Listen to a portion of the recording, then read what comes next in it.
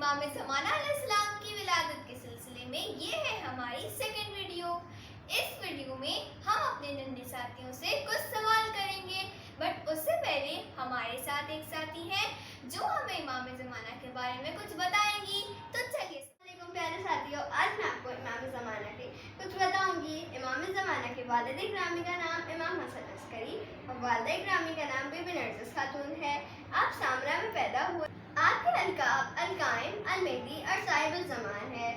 आपके नामो कुनियत रसूल की नामो कुनियत पर है। आपकी गैबत दो हिस्सों में बटी है, गैबत सुगरा और गैबत कुबरा। गैबत सुगरा के मायने हैं छोटी गैबत और गैबत कुबरा के मायने हैं बड़ी गैबत।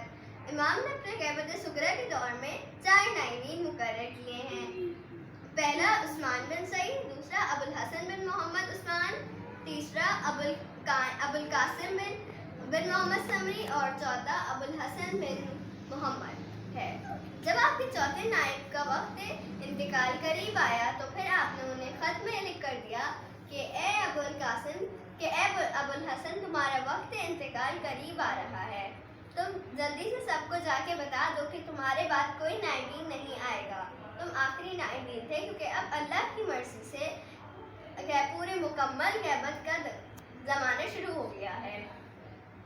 बच्चों, हमें चाहिए कि हम ज़हूर इमाम की दुआ करें, जैसे मसलन दुआए नुतबा, दुआए इमाम ज़माना, ज़ियारत आशूरा और ज़ियारत वारसा। अपने साथियों से करेंगे कुछ सवालात। तो मेरा पहला सवाल है कि इमाम ज़माना के वालिद का क्या नाम था? जी फबिया, आप बताइए। इमाम ज़माना के वालिद का नाम था इमाम हसन अस्करी अलैहिस्सलाम। शाबाश। मेरा दूसरा सवाल है कि इमाम ज़माना अलैहिस्सलाम की वालिदा का क्या नाम था? जी सकीना, आप बताइए। इमाम ज़माना की वालिदा का नाम बीबी नरगिस खातून था। मेरा अगला सवाल है कि इमाम ज़माना की विलादत कौन से दिन हुई थी? 15 सवाल। शाबाश। तो मेरा अगला सवाल है कि इमाम ज़माना कहाँ पैदा हुए? आज के सवाल, और सब बच्चों ने बहुत अच्छे से पार्टिसिपेट किया। और इमाम की विलादत के मौके पर हम इमाम से एक वादा करते हैं और सब चले मिलके करते हैं।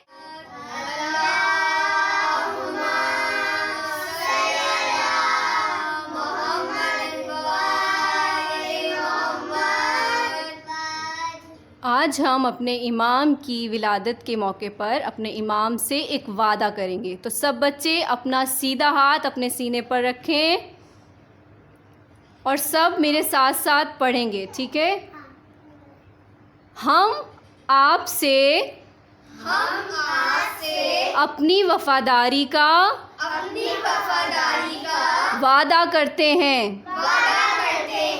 हमें मालूम है कि आप जिंदा हैं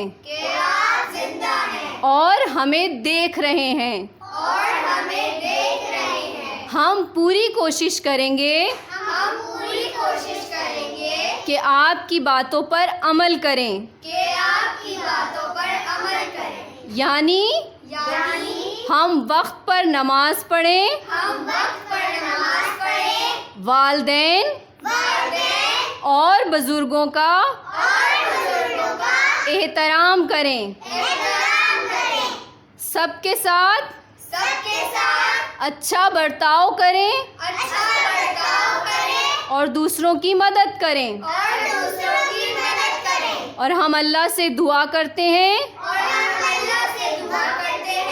कि हम आपकी